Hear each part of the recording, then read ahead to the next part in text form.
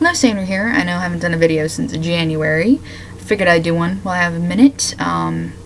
Basically what happened is I got a job right after I posted the video in January. Full-time, been working like crazy. And then I have a girlfriend now. We've been dating officially 4 or 5 months, but she's been in my life since February. So really busy, weekends are with her for the most part, and then during, the week is work. But anyway, it's been 2 years, in June, that is, since I had the moment of, I think I'm a guy, not just a cis girl, and everything got really rolling. And then it's going to be 2 years in August, which is just a day or two away, when, that's when things got really crazy, and I came out to my therapist, my friends, online, came up with the name Sandra Mason, and struggled, and hurt, and freaked out. Am I trans? Am I not trans? Am I gender fluid? Am I not gender fluid? What am I? And the thing about that, and how much pain I felt, and struggled, and just anxiety versus now, 2 years later, seems so far away, yet at the same time, these years have gone by so fast. And I'm happy to say that, like I do most videos, that I feel like I've grown leaps and bounds, and I'm really happy to report that that holds true here, which is wonderful. I thought I'd go nuts in my new job, because my old job, it was just me, and occasionally one other coworker would come in. I work at a building with 55 other people, and they all see me as a girl. Naturally, I get female pronouns and all that stuff, and I thought I'd just lose my head and feel like I can't be myself here, and if I can't be myself, I'm trapped. And I kind of felt that way at one of my jobs last year, but strangely, I don't feel that way at all. I've really settled into this feeling of, call me she and her all you want, call me girl, whatever. I'm still gender fluid. I still have a male side to myself. I am not just a female. I'm not just what they see me as. And it's so lovely to have settled into that place. It feels really great to be there, because 99.99% of the time I am female pronouns, female name, seen as a female, all that kind of stuff, but I still know that I'm me. I do have one friend at work that knows I don't really count myself as a female, so that feels really good. And they all know I'm a lesbian, but then again, if you think I'm straight, that just I find funny, because I think it's pretty obvious. But anyway, they're really supportive of that. They all know I have a girlfriend and don't care that I talk about her and stuff, so that's nice. But when it comes to relationships, I'm difficult to be with, and I know that I am. I have a lot of baggage. I've mentioned before in a couple videos, I think at least one, that I have bipolar disorder, so I have bad days.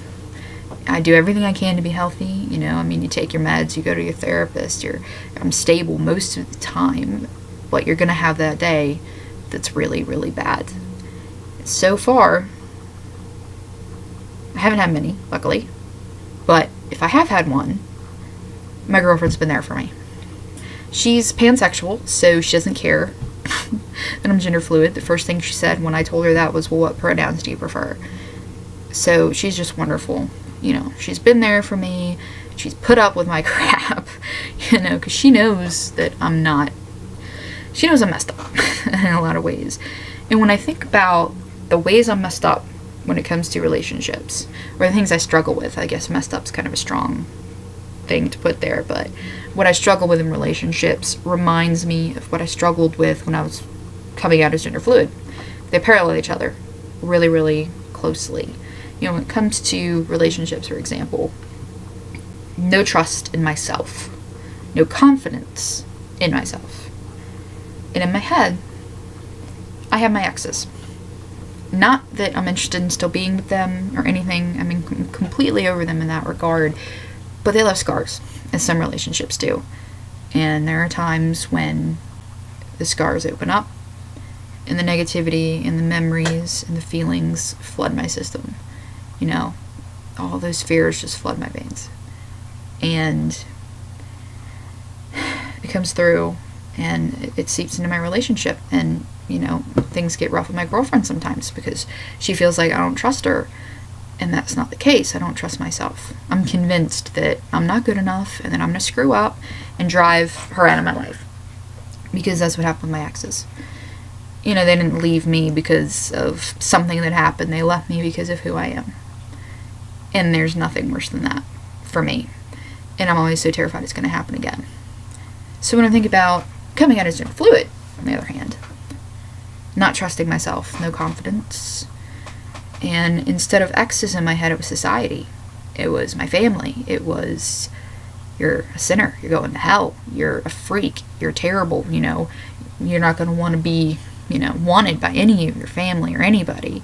It's just wrong, you know, in your head. And even if on some level you know in your heart that's not true, you just get inundated with it. It's just so ingrained in you that I started thinking I'm not good enough and not trusting, okay, I'm good as I am. I can be who I am because that's okay.